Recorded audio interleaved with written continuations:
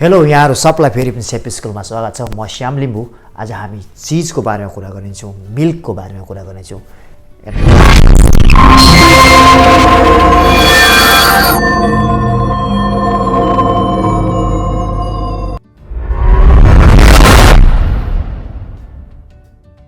के हुन्छ अब मिल्क हैन, मिल्क र चीज मेकिङ प्रोसेस भने कस्तो हुन्छ र यो चीज मेकिङ किन गरिन्छ र कहिलेदेखि सुरु भयो, यसको इतिहास, यसको अब्जेक्टिभ्सहरुको बारेमा कुरा गरौँ। हेर्नुस्, मिल्क भनेको एकदम सर्ट लाइफ हुन्छ हैन। दूध भन्ने कुरा तपाईहरुले हाम्रो गाउँघरमा देखिरहेछौ। दूधहरु सर्ट लाइफ हुने भएकोले गर्दा त्यसको चाहिँ के प्रिजर्भेसन गर्नुपर्ने हुन्छ। त्यसलाई त्यतिकै राख्यो भने छिटै बिग्रिन्छ हैन, 1-2 दिनमै बिग्रिन्छ। बिग्रेर त्यसलाई हामी स्टोर गर्न सक्दैनौं। अब लार्ज प्रोडक्सन हैन हुन्छ, अब फार्मिङ गरेर दूधहरु उत्पादन गरेर त्यसलाई के गर्ने त छिटो कन्जम्सन गर्नुपर्ने हुन्छ। डिस्ट्रिब्युसन च्यानलहरुमा लगेर छिटो ग्राहकहरुमा पुर्याएर कन्ज्युम गर्नुपर्ने हुन्छ। तर बिकेन भने अथवा कन्ज्युम गरिएन भने के हुन्छ भने त्यो हामी खेर जान सक्छ। त्यसले गर्दा पनि एन्साइन्ट हैन, प्राचीन कालमा त्यहाँ फ्रिजहरु नभएको होला, यस्तो फ्रिजरहरु नभएको टाइममा, यस्तो एडभान्स टेक्नोलोजी नभएको टाइममा चाहिँ के हुन्थ्यो, अब चीज मेकिङ प्रोसेस भन्ने नेचुरली प्रिजर्भिङ हुन्छ। नेचुरली चाहिँ हामीलाई चाहिँ त्यसको फर्मेसन गरेर हैन, त्यसलाई फर्मेन्टेड गरेर त्यसको स्वरूपमा परिवर्तन ल्याएर पछिसम्म पनि राखेर खान मिल्ने एउटा कन्जम्सनको लागि खाना मिल्ने एउटा के हुन्छ बनाइन्छ। त्यो पनि एउटा राम्रो प्रक्रिया हो हैन। तर त्यसले गर्दा मिल्कको बारेमा बुझ्नुपर्छ। चीज बनाउने प्रोसेसमा मिल्क किन महत्त्व, मिल्कमा कतिवटा भागहरु, कतिवटा पार्ट्सहरु हुन्छन् हैन, कतिवटा कम्पोनेन्टहरु हुन्छन्, त्यो पनि बुझ्नुपर्छ। र कुन कम्पोनेन्टले कसरी चाहिँ एउटा भूमिका खेल्छ चीज मेकिङ प्रोसेसमा भन्ने कुराहरु बुझ्नुपर्छ हैन। दूधको क्वालिटीहरु चेक गर्नु तपाईलाई थाहा हुनुपर्छ। तपाई यदि शेफ बन्न चाहनुहुन्छ, शेफ हुन चाहनुहुन्छ, दूधसँग तपाई आफ्नो किचनमा खेलिरहनुहुन्छ, त्यो क्वालिटी कसरी चिन्ने?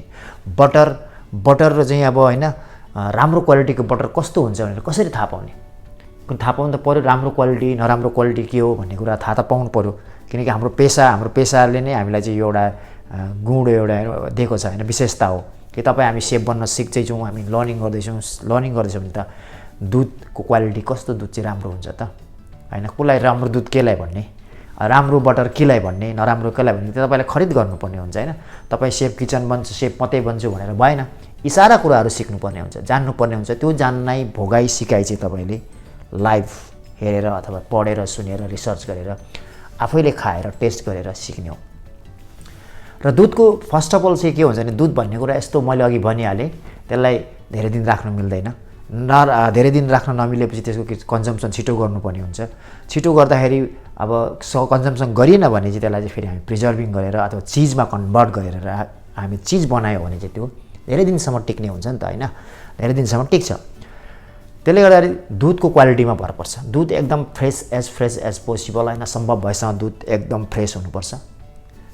र दूधको एउटा मेन इम्पोर्टेन्ट कुरा, दूध चाहिँ कस्तो भने जब गाईहरु भैँसीहरुबाट जसले बाख्राहरुबाट के दूधहरु दुहिन्छ, त्यो दूध दुहेपछि के हुन्छ भने त्यो दूध दुहुँदाखेरिको अब जुन दुहुँदाखेरिको समयमा त्यहाँनिर कन्टामिनेसन हुने चान्स हुन्छ। किनकि बाह्य त्यहाँनिर प्रोटेक्सन हुँदैन नि त हैन, कस्तो हुँदैन, सेफ्टी हुँदैन नि त। त्यहाँ दूध गाई भनेको अब गाई वस्तु एनिमल्सहरु भनेको जहाँ पाए त्यही बसेको हुन्छ।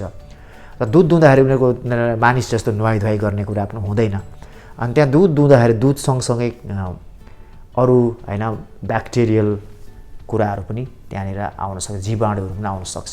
र त्यसले गर्दा दूधको चाहिँ कस्तो हुन्छ भने भेरी हाई रिस्क हैन।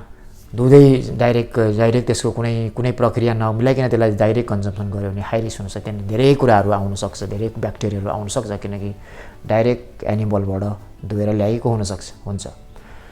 दूधको फ्याट कन्टेन्टले महत्त्व राख्छ हैन। फ्याट कति छ भन्ने कुरा हामी दूधको क्वालिटीमा निर्भर गर्छ। क्वालिटी फ्याटमा निर्भर गर्छ। क्वालिटी अब तपाई क्वालिटी राम्रो हैन, फ्याट 3% एबभ हैन, र जर्सी गाईहरुको त त्यसैले जर्सी गाईहरुको 6-7% हैन, 5% फ्याट कन्टेन्ट भएको मिल्कहरु चाहिँ दूधहरुबाट चाहिँ चीज राम्रो हुन्छ। जति फ्याट कन्टेन्ट राम्रो हुन्छ त्यति नै दूध राम्रो हुन्छ, दूधको क्वालिटी राम्रो हुन्छ।